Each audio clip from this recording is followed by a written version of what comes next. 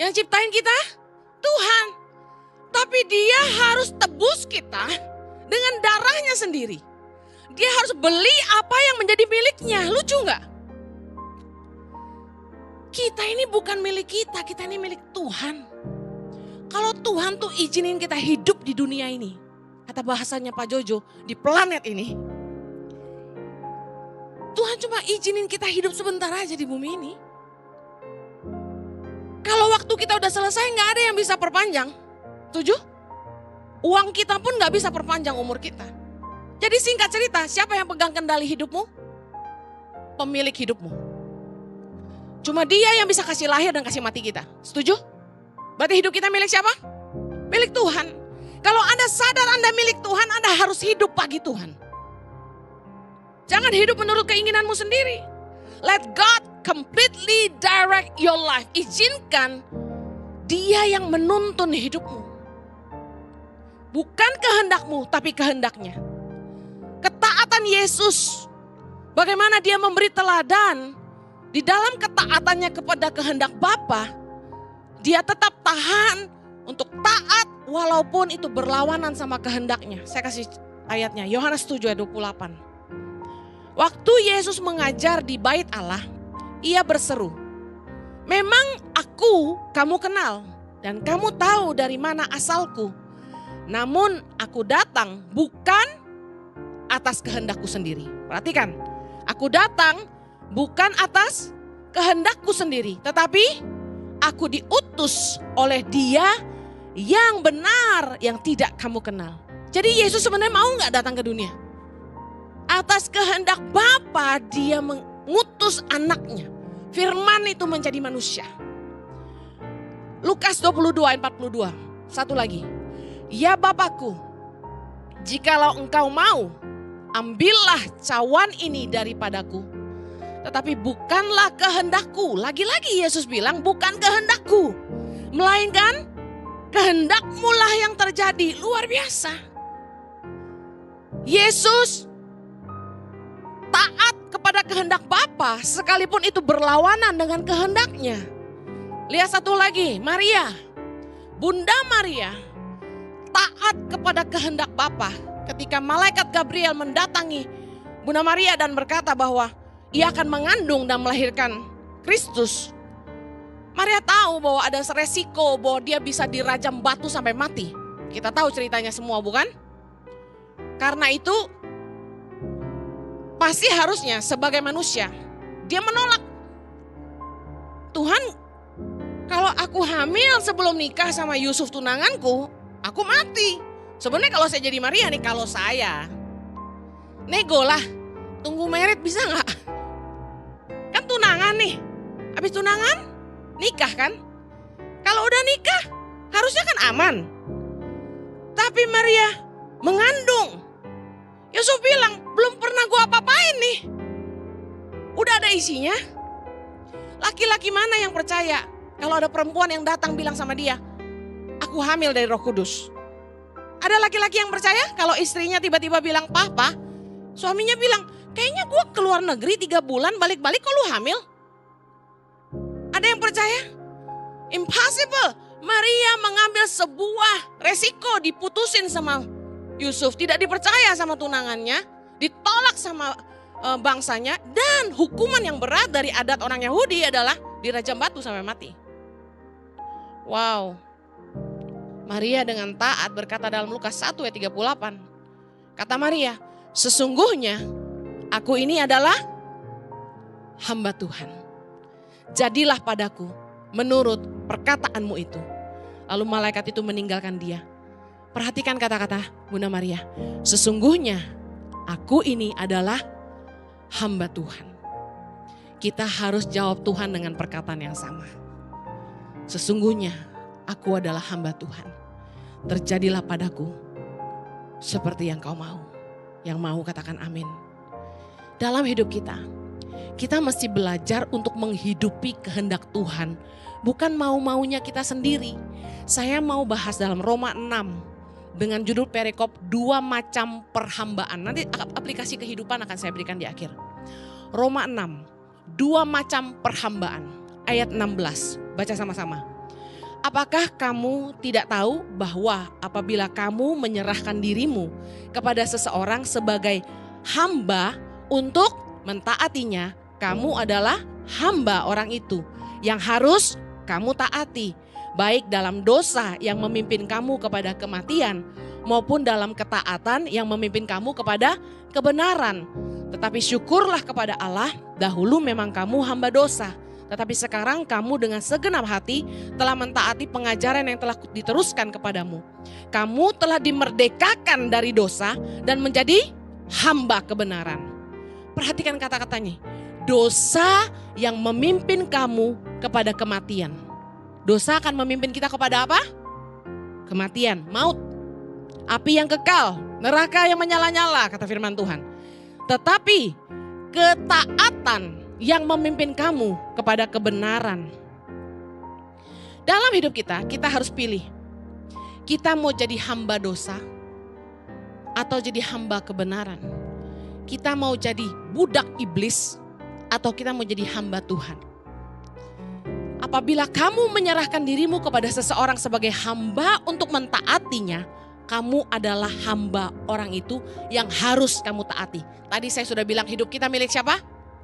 Milik Tuhan. Kita harusnya jadi hamba siapa? Hamba Tuhan. Siapa yang kita taati? Tuhan. Saya kasih contoh. Setiap kita pasti either punya atasan atau punya bawahan. Saya kasih contoh. Di rumah, suami saya, Pastor Jojo, sebagai pimpinan tertinggi di rumah, punya aturan yang kami di rumah harus ikuti. Salah satunya, beliau bangun pagi, doa pagi sama staff lewat Zoom. Jam 8.30 pagi, itu Lina, anak Sumba yang bekerja pada kami, harus menyediakan minuman untuk Pastor Jojo.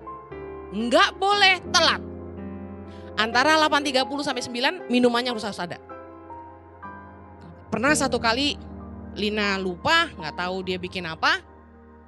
Pak Jojo buka pintu kamar, minuman belum ada di depan pintunya. Karena dia nggak keluar kamar, dia harus kembali lagi untuk Zoom. Dia buka pintu, minuman nggak ada. Murkalah. Mana minumannya? Saya sudah bilang 8.30, dia bilang gitu. Lina bilang, baik papa. Kalau Lina nggak nurut, tiap kali Jojo buka pintu, minuman nggak ada, kira-kira bagaimana? Omelin nggak? Omelin lah. Kalau Anda memilih jadi hamba seseorang, Anda harus mentaatinya. Suka nggak suka, setuju? Mana ada orang kerja suka-suka?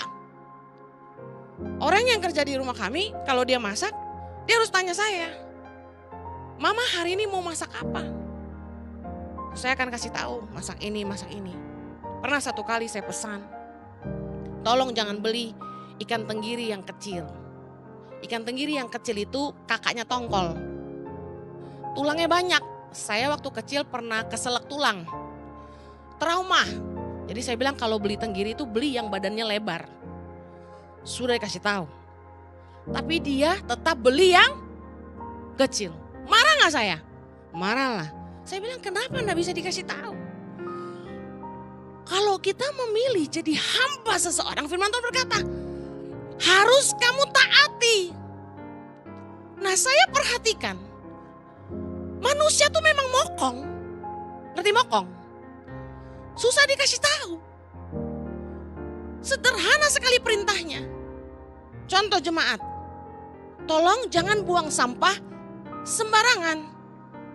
Kalau keluar dari ruangan auditorium ini, minta tolong tisu bekas nangis, bekas ingus, bawa pulang. Atau buang di tong sampah luar. Botol bekas ngana minum, bawa angkut di luar buang. Jangan kasih tinggal di sini. Karena ibadah kita mepet-mepet bukan? Kasihan siapa? Kasihan volunteer yang pelayanan, kasihan sama office boy, office girl cleaner yang harus bersihkan. Semalam mereka gak pulang sampai 3.30 pagi. Saya tunggu-tunggu Lina gak pulang. Dia tidur di gereja. Saya bilang kenapa gak pulang? Aduh mama, kotor sekali dia bilang. Wih jemaat makan atau apa? Padahal kemarin jam 8 waktu jemaat sudah duduk manis di dalam auditorium. Saya sampai kagum loh. Saking takut gak dapat kursi, lebih baik duduk di auditorium 2 jam, tunggu ibadah mulai, daripada makan di luar. Sampai sekoteng, nasi kucing, kue-kue, risol semua sisa. Karena jemaat gak mau ambil, akhirnya pengerja katanya bagiin, bawa pulang gitu ya. Sampai tukang sekoteng lari-lari kejar saya. Ibu Heni, sekoteng masih 50 porsi mau diapain? Waduh, pusing saya. Saking jemaat, diet semua. Gak ada yang mau makan. Lebih memilih duduk di auditorium karena takut gak dapat kursi. Nah, misalnya saya bilang, tolonglah, jangan buang sampah sembarangan. Masih aja buang sampah sembarangan. Pada dasarnya manusia itu susah dikasih tahu. Yes or no? Tuhan demikian dengan kita. Kita ini susah dikasih tahu. Firman Tuhan berkata, ada 2 macam perhambaan. Anda mau taat sama Tuhan atau Anda mau taat sama setan?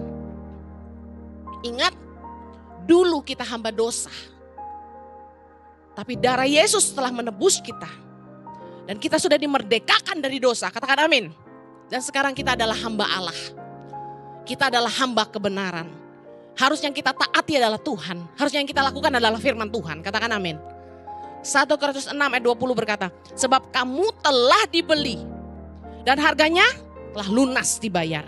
Karena itu, muliakanlah Allah dengan tubuhmu. Ingat, tubuhmu bukan milikmu lagi.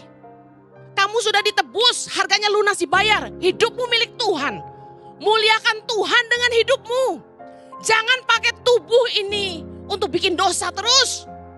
Jangan pakai tubuh ini untuk mempermalukan Tuhan terus. Muliakan Tuhan dengan hidup kita.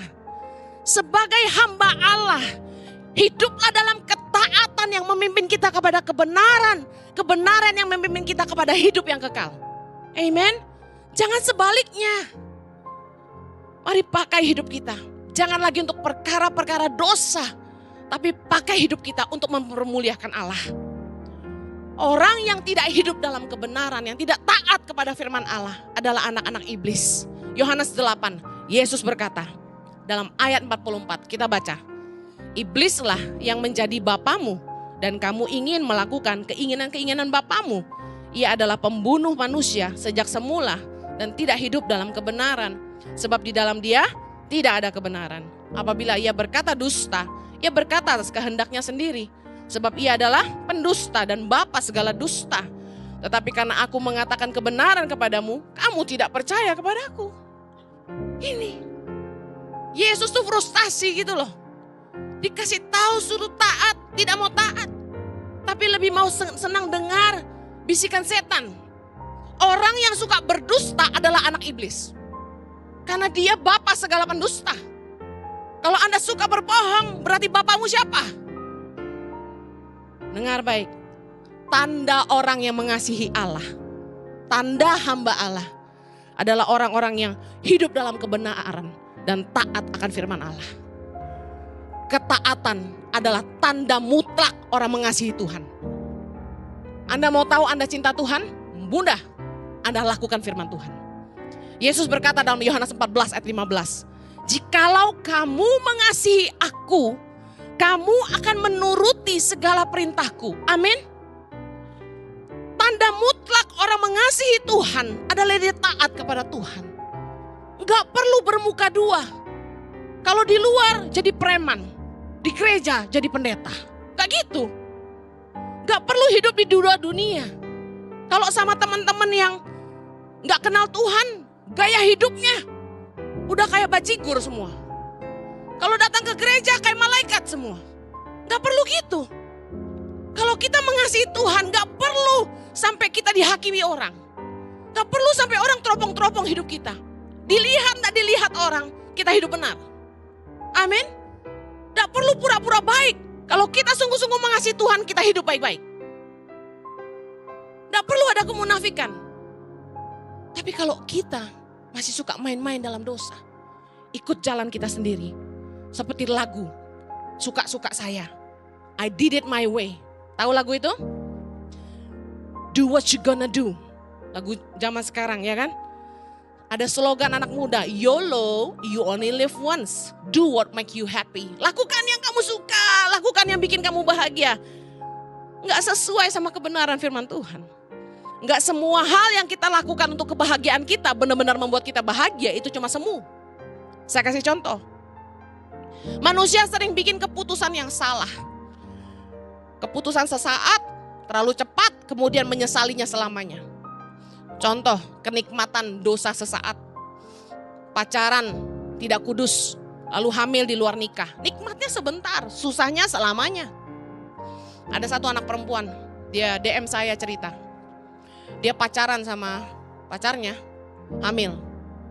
Lalu dia harus lahirkan anaknya, pacarnya gak kerja. Pacarnya numpang tinggal di rumah dia tinggal sama mamahnya. Harus lahirin anak. Akhirnya dia harus kerja. Jadi laki-laki yang menghamili dia numpang hidup sama dia. Dan dia harus kerja untuk menghidupi anaknya, mamahnya, dan pacarnya. Bayangkan. Kenikmatan yang sesaat. Ada di sini yang maaf kalau berhubungan seks bisa nikmat 1 jam tanpa obat. Saya mau belajar, kasih tahu saya. Sesaat. Nikmatnya sesaat, terlalu singkat. Tetapi penyesalan, penderitaan selamanya. Anak-anak muda yang hamil di luar nikah membuang masa depan mereka sia-sia. 1 Petrus 1 ayat 16 firman Tuhan berkata, kuduslah kamu sebab aku kudus. Kita mau hidup kudus karena kita mengasihi Tuhan. Karena firman-Nya berkata, kuduslah kamu sebab aku kudus. Kalau orang mengasihi Tuhan, tandanya apa? Dia taat. Jadi kita taat kepada firman Tuhan, kita hidup kudus. Bukan karena kita sok kudus, tapi karena kita mengasihi Tuhan. Katakan amin. Ada lagi. Firman Tuhan berkata dalam 2 Korintus 6 ayat 14. Janganlah kamu merupakan pasangan yang tidak seimbang dengan orang-orang yang tidak percaya. Sebab persamaan apakah terdapat antara kebenaran dan kedurhakaan? Atau bagaimanakah terang dapat bersatu dengan gelap? Firman Tuhan jelas, tapi suka anak-anak muda tanya saya. Yang tua juga, boleh gak pacaran sama yang gak seiman? Udah gak usah tanya pendeta. Baca firman, jangan cari pembenaran, tapi cari kebenaran. Firman Tuhan berkata, persamaan apa antara kebenaran dan kedurhakaan? Bagaimana terang dapat bersatu dengan gelap? Kita pacaran sama orang yang gak ngerti kebenaran, prinsipnya udah beda. Dia gak masalah seks di luar nikah. Dia gak masalah gak hidup kudus.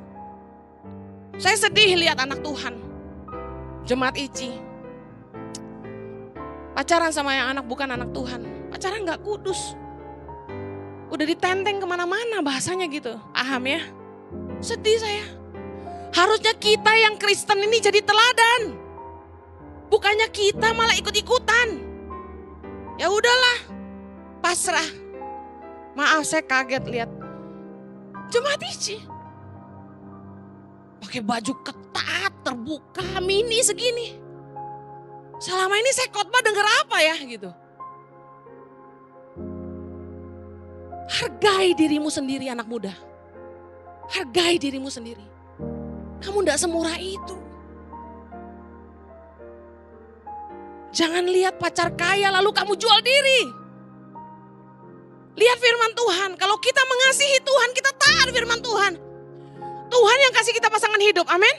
Yang terbaik dari Tuhan, amin. Kenapa harus kita yang berusaha cari dengan cara-cara dunia? Jangan pacaran sama orang yang gak percaya. Kalau Tuhan lihat komitmenmu karena kamu mengasihi Tuhan, Tuhan kasih yang terbaik buat kamu. Suami istri yang sudah nikah, selingkuh dengan pacar baru. Biasanya segala sesuatu yang baru tuh memang membuat orang lebih bergairah, amin. Kok gak ada amin? Tapi hati-hati dengan keputusan Anda yang salah. Jangan bermain-main dengan dosa. Nikmatnya cuma sesaat. Sengsaranya selamanya. Amsal 11 ayat 29. Baca sama-sama. Siapa yang mengacaukan rumah tangganya akan menangkap angin. Orang bodoh akan menjadi budak orang bijak. Jangan korbankan pernikahanmu dengan wewek gombel. Dengan pria-pria berondong yang maco, yang kumisnya tebal, yang nyaman, diajak ngobrol enak.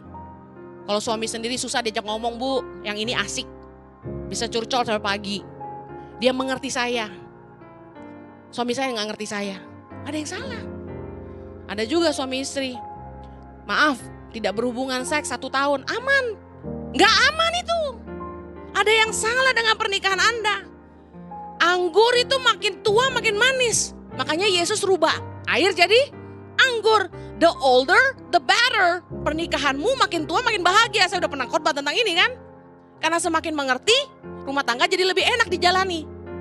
Tapi kalau sampai istri malas pegang suami, suami malas pegang istri, ada yang salah. Kemesraan yang hilang adalah tanda pernikahan yang mulai dingin. Pernikahan yang mulai hambar salah satunya adalah sudah tidak ada tatapan mata, hilangnya komunikasi, hilangnya kemesraan. Tapi kalau Anda sudah bergairah begitu ketemu seseorang yang bukan pasanganmu, something wrong. Hati-hati, jangan buka celah. Jangan CLBK, cinta lama bersemi kembali. Udah jangan nakal, jangan sok-sok cari di IG, cari di Facebook. Apa kabarnya ya dia, gak usah. Bukan urusanmu lagi, amin. Ada bekas pacar saya lagi SMP kirim message di Messenger gitu. Saya gak balas. Jangan main api bos. Saya udah nikah, anak 3 aja yang naksir beberapa loh, kacau. Tapi dulu lagi gua kurus. Udah gendut kayak beda cerita. Kayaknya ada baiknya saya gemuk. Supaya gak usah ditaksir lagi. Jangan main-main sama dosa. Nikmatnya cuma sesaat, sengsaranya selamanya. Jangan korbanin pernikahanmu. Jangan terikat narkoba, judi, mabuk, dan percabulan. Kenapa? Firman Tuhan berkata, 1 Korintus 6 ayat 9, baca sama-sama. Orang-orang yang mengasihi Tuhan mau taat. Kok gak ada amin? Orang-orang yang mengasihi Tuhan mau taat. Mau memberi hidup dipimpin Tuhan. 1 Korintus 6 ayat 9, sama-sama baca. Atau tidak tahukah kamu bahwa orang-orang yang tidak adil tidak akan mendapat bagian dalam kerajaan Allah? Janganlah sesat, orang cabul, penyembah berhala, orang berzina, banci, orang pemburit, pencuri, orang kikir, pemabuk, pemfitnah, dan penipu tidak akan mendapat bagian dalam kerajaan Allah. Ayo, yang mengasihi Tuhan tanda yang mutlak adalah taat. Jangan kaya dengan cara-cara yang gak sesuai dengan firman Allah. Menipu, makan suap, ngambil hak orang lain. Yesus pesan, berjaga-jagalah dan waspadalah terhadap segala ketamakan. Hidup kita gak bergantung pada kekayaan. Orang yang memperoleh kekayaan dengan jalan yang tidak benar, merampas hak milik orang, akan menghadapi murka Allah. Ayub 20. Agak panjang tapi ini penting. Jangan pernah merampas hak milik orang lain. Jangan kaya dengan jalan yang gak benar. Anda akan berhadapan sama murka Tuhan. Ayub 20 ayat 12. Yuk baca yuk. Sungguh pun kejahatan manis rasanya di dalam mulutnya. Sekalipun ia menyembunyikannya di bawah lidahnya. Menikmatinya serta tidak melepaskannya. Dan menahannya pada langit-langitnya. Namun berubah juga makanan di dalam perutnya. Menjadi bisa ular tedung di dalamnya. Sampai situ dulu. Terdengar seperti apakah ini? Yang suka ngerokok sama nge-vape, angkat tangan. Kayak orang ngerokok enggak? Kejahatan manis rasanya di mulut, rokok manis enggak? Disembunyikan di bawah lidah? Dinikmati? Tidak dilepaskan? Nahan pada langit-langit? Lalu berubah jadi bisa. Racun buat tubuhmu. Ayat 15. Harta benda ditelannya, tetapi dimuntahkannya lagi. Allah yang mengeluarkannya dari dalam perutnya. Lompat ayat 18. Ia harus mengembalikan apa yang diperolehnya dan tidak mengecapnya. Ia tidak menikmati kekayaan hasil dagangnya. Ayat 19. Karena ia telah menghancurkan orang miskin dan meninggalkan mereka terlantar. Ia merampas rumah yang tidak dibangunnya. Ayat 22. Dalam kemewahannya yang berlimpah-limpah, ia penuh khawatir. Ia ditimpa kesusahan dengan sangat dahsyatnya. Ayat 23. Untuk mengisi perutnya, Allah melepaskan ke atasnya murkanya yang menyala-nyala dan menghujankan itu kepadanya sebagai makanannya. Ia dapat meluputkan diri terhadap senjata besi, namun panah tembaga menembus dia. Anak panah itu tercabut dan keluar dari punggungnya. Mata panah yang berkilat itu keluar dari empedunya. Ia menjadi ngeri. Ayat 26, kegelapan semata-mata tersedia bagi dia. Api yang tidak ditiup memakan dia dan menghabiskan apa yang tersisa dalam kemahnya. Ayat 27-28. Langit menyingkapkan kesalahannya dan bumi bangkit melawan dia. Hasil usahanya yang ada di rumahnya diangkut, semuanya habis pada hari murkanya. Lihat. Jangan berusaha jadi kaya dengan jalan-jalan dunia. Bu, teman saya semua bikin itu. Anda bukan teman Anda. Anda warga kerajaan Allah. Anda hamba Allah. Hidup kita bukan milik kita lagi, tapi milik Tuhan. Kita berhutang hidup sama Tuhan. Yang menentukan kita hidup dan kita mati cuma Tuhan. Jangan lagi hidup dengan cara Anda sendiri. Lihat firman Tuhan dan lakukan. Ayat-ayat yang tadi saya baca hanyalah beberapa. Kalau Anda ingin mengerti kehendak Tuhan dalam hidupmu dan sungguh-sungguh taat melakukan apa yang Dia mau dalam hidupmu, baca firman dan lakukan. Sederhana? Baca firman dan lakukan. Itu adalah tanda mutlak orang mengasihi Tuhan. Kalau orang mengasihi Tuhan, enggak usah ditakut-takuti nanti masuk neraka loh, enggak usah. Dia lakukan karena dia taat pada Tuhan. Dia lakukan karena dia mengasihi Tuhan. Amen. Hidup kita bukan milik kita lagi, tapi milik Tuhan. Kita gak punya hak untuk ngatur hidup kita. Kita harusnya menghidupi apa yang Tuhan mau buat kita. Not my will, but your will, Lord. Mari pakai hidup kita untuk mempermuliakan Allah. Jangan nyenengin daging aja. Taatlah pada Tuhan. Dialah pemberi hidup kita. Dialah pemilik hidup kita. Yang mau katakan amin. Yang pacaran gak kudus, bila bisikin pacarnya, mulai hari ini kita kudus. Belum terlambat untuk bertobat. Yang suami istri, pegang tangan istri atau suaminya, kita harus mesra lagi. Kita harus mesra lagi. Anda tahu, saya mau tutup dengan ini. Ketika Anda menjauh, ketika Anda dingin dalam pernikahan, itulah celah yang sangat empuk untuk orang ketiga masuk. Tapi ketika Anda mesra, ketika Anda dekat, gak ada rahasia, WA bisa dibaca, handphone gak perlu dikunci. Saya kasih tahu, Anda menutup celah untuk dosa masuk. Anda menutup celah untuk orang ketiga ganggu pernikahan Anda. Gak ada seorang pun kuat. Setiap kita lemah, karena kita masih dalam daging. Tapi ketaatan kepada Allah akan menolong kita untuk kita tetap mengasihi Dia dan hidup sungguh-sungguh bagi Dia.